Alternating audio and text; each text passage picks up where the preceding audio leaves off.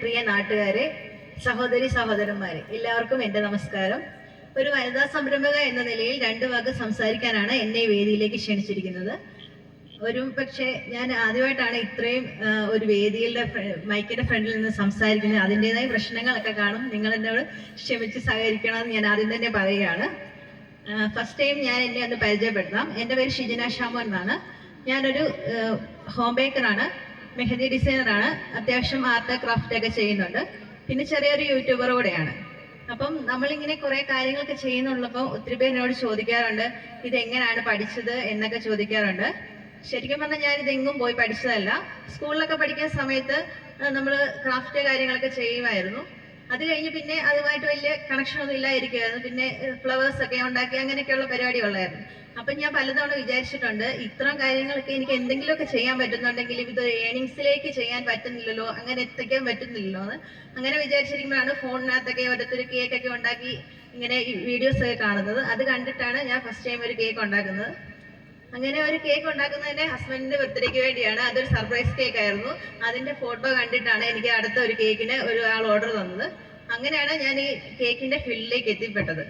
ശരിക്കും പറഞ്ഞാൽ എല്ലാവരോടും എനിക്ക് പറയാനുള്ളത്, നമ്മുടെ ഉള്ളിൽ എന്തെങ്കിലുമൊക്കെ ഓരോ കഴിവുകൾ കാണും. അത് നമ്മൾ കണ്ടെത്തി പരിശ്രമിച്ചെടുത്തിട്ടുണ്ടെങ്കിൽ നമുക്ക് ഒരു സംരംഭകയല്ല, ഒരു ചെറിയ വരുമാനമെങ്കിലും കണ്ടെത്താൻ പറ്റുമെന്നാണ് എനിക്ക് പറയാനുള്ളത്. പിന്നെ നമ്മുടെ എന്താ പറയുക, കലാം സാർ പറഞ്ഞിട്ടുള്ള പോലെ ഉറക്കത്തിൽ കാണുന്നതല്ല സ്വപ്നം, നമ്മുടെ ഉറക്കം കെടുത്തുന്നതാണ് സ്വപ്നം എന്ന് പറയാറുണ്ടല്ലോ. അതുപോലെ തന്നെ ചില വർക്കുകളൊക്കെ വരുമ്പോൾ എനിക്ക് ആ വർക്കിനെ വിചാരിച്ച് ഉറങ്ങാൻ പോലും പറ്റിയിട്ടില്ല. കാരണം നമ്മൾ ആ വർക്കിനെ എത്രമാത്രം നല്ല രീതിയിൽ ചെയ്യാൻ പറ്റുമെന്ന് ഞാൻ ശ്രമിക്കാറുണ്ട്. അപ്പൊ ആ ഒരു എഫേർട്ടിന്റെ ഒരു ഫലം എനിക്ക് കിട്ടിയിട്ടുമുണ്ട്. ശരിക്കും പറഞ്ഞാൽ ഈ നാട്ടുകാരുടെ സപ്പോർട്ട് എനിക്ക് പറയാതിരിക്കാൻ മേല. ഒരു കസ്റ്റമർ എൻ്റെ കയ്യിൽ നിന്ന് ഒരു കേക്ക് വാങ്ങിച്ചിട്ടുണ്ടെങ്കിൽ ആ കസ്റ്റമറിന്റെ പേരിൽ തന്നെ അടുത്ത കസ്റ്റമർ എനിക്ക് കിട്ടിയിട്ടുണ്ട്. അത് ശരിക്കും പറഞ്ഞാൽ ഒരു പരസ്യത്തിൽ കൂടി കൊടുക്കുന്ന ഒരു പരസ്യത്തിനെക്കാളും മനുഷ്യരുടെ കസ്റ്റമറുടെ കയ്യിൽ നിന്ന് പോകുന്ന പരസ്യത്തിന് ഒരു വലിയ വാല്യൂ ഞാൻ കൊടുക്കുന്നുണ്ട്. പിന്നെ എനിക്ക് പറയാനുള്ളത്, പിന്നെ എൻ്റെ ഹസ്ബൻഡിന്റെ സപ്പോർട്ടും ഉണ്ട് കേട്ടോ. അതുകൊണ്ട് മാത്രമാണ് എനിക്ക് എന്തെങ്കിലും ഒന്നാകാൻ പറ്റുന്നുണ്ടെങ്കിൽ പറ്റുന്നത്. പിന്നെ ഇന്നത്തെ സമൂഹത്തിൽ നമ്മുടെ സഹോദരിമാര് ഒരുപാട് പേര് വീട്ടിലെ പ്രശ്നം, ഭർത്താവായിട്ടുള്ള പ്രശ്നം, അങ്ങനെയുള്ള കാര്യങ്ങൾ വെച്ച് ആത്മഹത്യയിലേക്ക് പോകുന്ന ഒരുപാട് കാര്യങ്ങളാണ് ഇപ്പൊ നമ്മൾ കണ്ടുവരുന്നത്.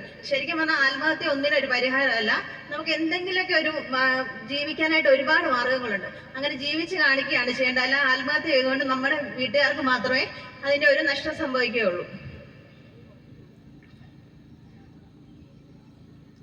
പിന്നെ എനിക്ക് പറയാനുള്ളത് നമ്മുടെ ഈ ഇന്നത്തെ ഈ ഗണേശോത്സവത്തിന്റെ ഈ വേദിയിലേക്ക് എന്നെ തെരഞ്ഞെടുത്തതിന് വൃന്ദാവന താഴ്ത്തോടെ ബാലഗോകുലത്തിലെ എല്ലാ പ്രസിഡന്റ്, സെക്രട്ടറി, മറ്റെല്ലാ അംഗങ്ങളോടും നന്ദി പറയുന്നുണ്ട്. കാരണം ഇത്രയും വലിയൊരു സ്റ്റേജിലേക്ക് എന്നെ ക്ഷണിച്ചതിൽ പറയാതിരിക്കാൻ മേല. കാരണം അത് എനിക്ക് ഇവിടെ നിന്ന് കിട്ടുന്ന ഒരു നാട്ടിലെ സപ്പോർട്ടായിട്ട് തന്നെ ഞാൻ ഇതിനെ കരുതുന്നു.